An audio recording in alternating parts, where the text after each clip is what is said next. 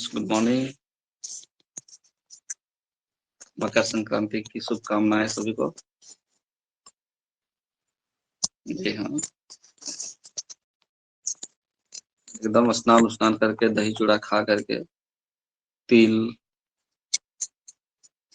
लाई सभी लोग खाइए, मस्त रहिए और साथ में दही चूड़ा का आनंद उठाइए। दोस्तों, आज मैं मकर संक्रांति के बारे में थोड़ा बात करना चाहता हूँ कि मकर संक्रांति एक्चुअली में होता क्या है और इसका क्या धार्मिक महत्व है और क्या वैज्ञानिक महत्व है। इसका धार्मिक महत्व भी है और वैज्ञानिक महत्व है, तो दोनों चीजों पे चर्चा करेंगे।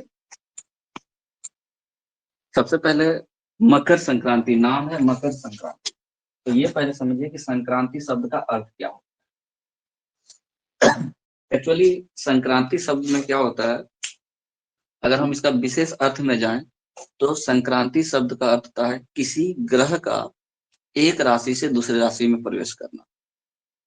यहाँ जो मकर संक्रांति का दिन होता है, इस दिन भगवान भास्कर जो है दक्षिणायन से उत्तरायण होते हैं, दक्षिणायन से उत्तरायण में प्रवेश करते हैं। और आप सबों ने महाभारत का जो कथा है, हम लोगों ने महाभारत के सीरियल में भी देखा है कि बाण लगने के बावजूद, बाण सैया में रहने के बावजूद भीष्म पितामह भगवान भास्कर के उत्तरायण होने की प्रतीक्षा कर रहे थे और तब तक अपना शरीर से प्राण नहीं त्यागे जब तक कि भगवान भास्कर उत्तरायण नहीं हो गए।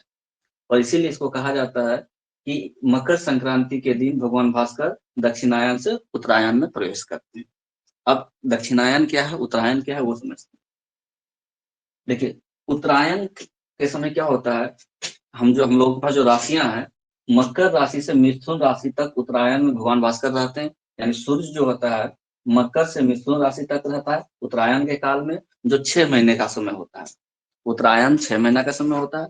इस समय सूर्य मकर राशि से मिथुन राशि तक में रहते हैं और उत्तरायण को देवगन का दिन कहा जाता है। उत्तरायण को देवगन का दिन कहा जाता है। तो यानी अगर हम यूं बात करें कि देवताओं का जो एक दिन होता है वो हम लोगों के 6 महीने के बराबर होता है। पृथ्वी का 6 महीना बराबर देवताओं का एक दिन। तो उत्तरायण क्या हो गया, देवगन का दिन हो गया। और देवगन के दिन का प्रवेश करने के लिए ही जो भीष्म पितामह थे इंतजार कर रहे थे कि ये दिन आएगा, यानी मकर संक्रांति का दिन आएगा जब दक्षिणायन से सूर्य उत्तरायण में प्रवेश करेंगे, तब मैं अपना प्राण त्यागूंगा। दक्षिणायन क्या है, दक्षिणायन में जो रवि है, रवि मतलब सूर्य, कर्क राशि से धनु राशि तक में रहते हैं। यह भी 6 महीने का काल होता है और इसे देवगन का रात्रि माना जाता है। दक्षिणायन को देवगन का रात्रि माना जाता है। ठीक है। अब रात्रि और दिन के संबंध में ये कहा जाता है जो उत्तरायण का जो समय होता है वो देवगन का दिन है। तो देवगन का दिन है तो इस समय किसका अधिक प्रभाव होगा पृथ्वी के लोगों पर? ऑब्वियस सी बात है, सूर्य का प्रभाव होगा। तो उत्तरायण में पृथ्वीवासियों पर सूर्य का अधिक प्रभाव होता है, जबकि दक्षिणायन में, जब सूर्य दक्षिणायन में रहते हैं उस समय पृथ्वीवासियों पर चंद्रमा का सबसे अधिक प्रभाव होता है। दक्षिणायन में चंद्रमा का अधिक प्रभाव होता है, चंद्रमा का अधिक प्रभाव होता है, जबकि उत्तरायण में सूर्य का अधिक प्रभाव होता है। ये चीज याद रखना है। उत्तरायण में सूर्य का पृथ्वीवासियों पर अधिक प्रभाव होता है और दक्षिणायन में चंद्रमा का पृथ्वीवासियों पर अधिक प्रभाव। अच्छा, मकर संक्रांति के दिन और क्या हुआ? तो मकर संक्रांति के दिन तो एक तो भीष्म पितामह ने अपने प्राण त्याग किए थे। दूसरा, जो भगीरथ जी थे, तो भगीरथ जी ने अपने पूर्वजों की मोक्ष की प्राप्ति के लिए तर्पण इसी दिन किया था और इसी वजह से हर साल 14 जनवरी को यानी मकर संक्रांति के दिन गंगा सागर में मेला भी लगता है। ठीक है। और क्या हुआ था, इसी दिन जो माँ गंगा थी वो समुद्र में जाकर के मिली थी। गंगा माता इसी दिन समुद्र में जाकर के मिली थी। जब वो आ रही थी सूर्य क्या उसको बोलते स्वर्गलोक से पृथ्वीलोक की ओर, तो समुद्र के में जाकर के इस दिन मिली थी। कब? मकर संक्रांति के दिन। तो धार्मिक महत्व 3 कारण से हो गया। भीष्म पितामह का शरीर छोड़ना, भगीरथ जी का अपने पूर्वजों के लिए तर्पण करना और माता गंगा का समुद्र में मिलना। ठीक है। मकर संक्रांति को हमारे देश में लगभग हर जगह मनाया जाता है, और लेकिन नाम डिफरेंट है।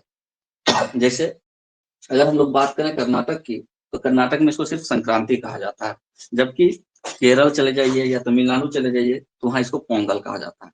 और हम लोग जानते हैं कि केरल में नौकायान प्रतियोगिता होता है। केरल में नौकायान प्रतियोगिता होता है, विशेष प्रतियोगिता है ये, साल में एक बार होता है। तो ये पोंगल के दिन ही होता है। ठीक है, पोंगल के समय होता है। उत्तराखंड में इसको उत्तरायणी कहा जाता है, जबकि गुजरात और राजस्थान में इसको उत्तरायण कहा जाता है। उत्तराखंड में उत्तरायणी कहा जाता है, गुजरात और राजस्थान में इसको उत्तरायण कहा जाता है। इसके अलावा पंजाब में एक दिन पहले, यानी जैसे कि हम लोग 14 जनवरी को मकर संक्रांति मनाते हैं, तो पंजाब में एक दिन पहले लोहड़ी मनाया जाता है, 13 जनवरी। ठीक है, तो पंजाब में इसको लोहड़ी के नाम से जाना जाता है। अच्छा, हम लोगों को याद है कि जो ये समय होता है इसमें पतंगबाजी बहुत होता है। दिल्ली के आसपास के इलाकों में अगर आप रहे होंगे तो वहां पे पतंगबाजी बहुत देखने को मिलता है।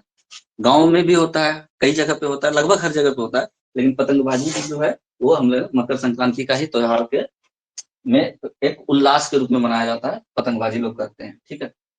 अब हम लोग जो खाने पीने की चीजें हैं, जैसे कि गुड़ से बने हुए चीज बनाते हैं, लाई लड़वा जिसको बोलते हैं, मुरही का, चूड़ा का, और तिल का बना हुआ लड़वा खाते हैं। तो उसके पीछे क्या कारण है? इसके अलावा हम लोग क्या खाते हैं? तो खिचड़ी खाते हैं। खिचड़ी खाते हैं, पिकनिक में जाकर के खिचड़ी बनाया जाता है, तो खिचड़ी खाते हैं। इसके पीछे कारण क्या है? देखिए, मौसम बदल रहा है। ये जो समय होता है मौसम बदलने का होता है, सर्द हवाएं चलती रहती हैं। तो सर्द हवाओं से हम लोगों के शरीर में कई प्रकार की बीमारियां हो सकती हैं। तो इन सर्द हवाओं से जो बीमारियां होती है उनसे लड़ने के लिए हमारे शरीर में प्रतिरोधक क्षमता बढ़े, इसके लिए गुड़ और तिल से बना हुआ जो पदार्थ होता है वो हम लोग खाते हैं, ताकि हमारे शरीर का प्रतिरोधक क्षमता बढ़े। और दूसरा कारण यह भी है, तिल जो है बहुत गर्मी पैदा करता है। अगर तिल आप खाते हैं तो तिल क्या करता है? शरीर में गर्मी प्रदान करता है। तो एक तो मौसम ठंडा होता है, तो इससे भी लड़ने में हम लोगों को, इस ठंडी से बचने में तिल हम लोगों के लिए फायदेमंद होता है। खिचड़ी की अगर हम बात करें तो खिचड़ी तो सभी जानते हैं कि वह बहुत ही सुपाच्य भोजन है। तो इस समय में क्योंकि क्या होता है कि खिचड़ी खाने से इसका एक विशेष महत्व हो जाता है, ये सुपाच्य है, जल्दी पच जाता है। इसके अलावा बहुत लोग दही चूड़ा खाते हैं, दही चूड़ा खाने की भी प्रथा है। और दही चूड़ा ना हो 14 जनवरी के दिन तो फिर तो मकर संक्रांति आधा अधूरा कहा जाता है। तो दही चूड़ा भी खाया जाता है, तो सुपाच्य भोजन किया जाता है इस समय में। ठीक है। तो आज की इतनी ही जानकारी, हम मुझे लगता है कि आप लोगों को समझ में आ गया होगा कि मकर संक्रांति क्या है, संक्रांति का अर्थ क्या होता है, क्यों मकर संक्रांति मनाया जाता है, इसका क्या धार्मिक महत्व है, इसको अन्य राज्यों में किस किस नाम से जानते हैं, और गुड़ तेल से बने पदार्थ क्यों खाते हैं। Thank you.